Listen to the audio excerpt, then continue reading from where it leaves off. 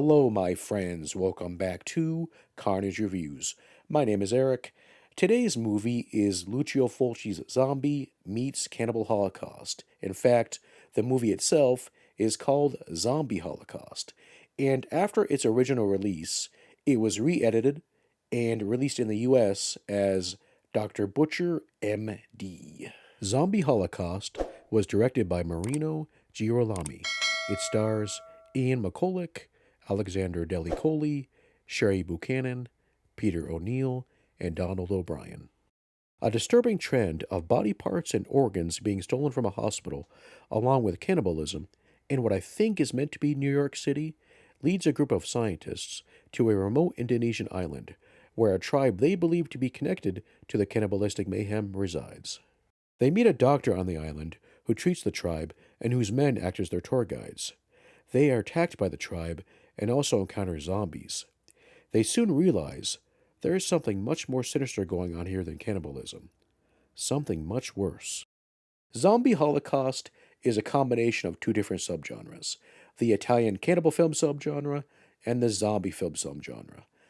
In my opinion, I feel like the film falls more into the Italian cannibal film category, but again, that's just my opinion.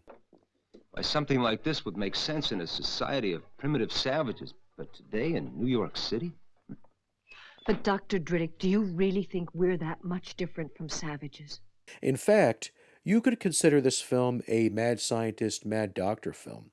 Now, I'm going to put up the spoiler alert sign here, but honestly, this is not going to ruin your experience watching this film and your overall enjoyment.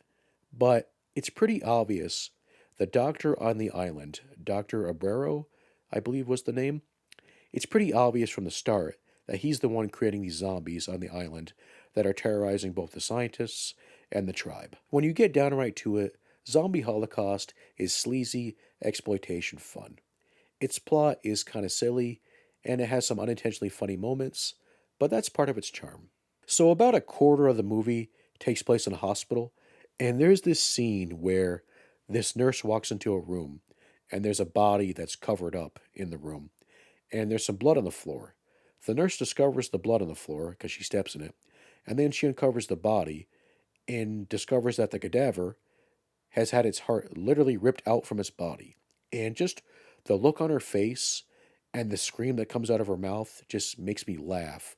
Now, in Italian films, the audio was dubbed in after they filmed it, so the scream here, it just doesn't really match up with the person, at least to me anyways, which makes it even more funny, and just the look on her face is just priceless.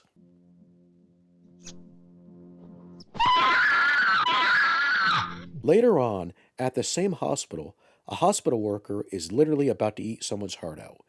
But before he can do so, he gets stopped by two other hospital workers and a doctor. And rather than face the consequences of his actions, he decides to just jump out the window. And this guy jumps out the window, plunges to his death, and it's rather violent. You see his body splat on the ground.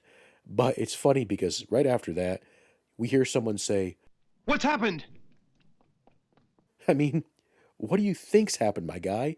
Someone jumped out the fucking window. Zombie Holocaust isn't as gory or as violent as Cannibal Holocaust or Zombie, but the film does have some decent effects here and there.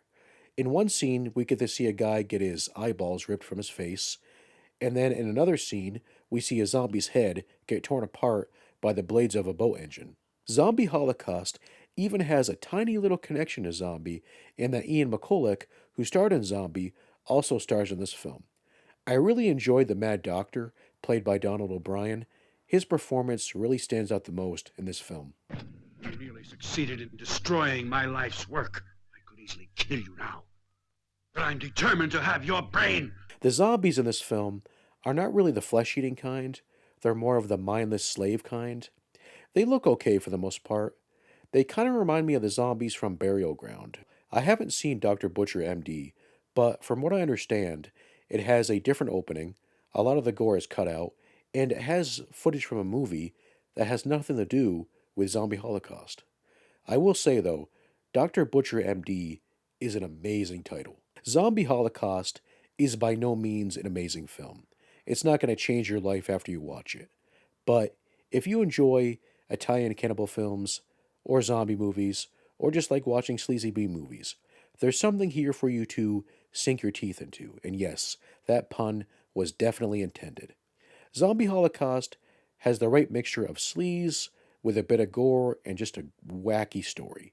I give Zombie Holocaust 4 skulls. Have you seen Zombie Holocaust or Dr. Butcher MD? If you have, let me know. And please, feel free to share your thoughts on the film in the comment section. If you enjoyed today's video, please give that like button a good old smacky smack. Well, guys, that's it for me today. Remember, the next time you're at your local hospital and you catch someone trying to eat a human heart, make sure you hold on to them tight. Take care, guys. Bye-bye.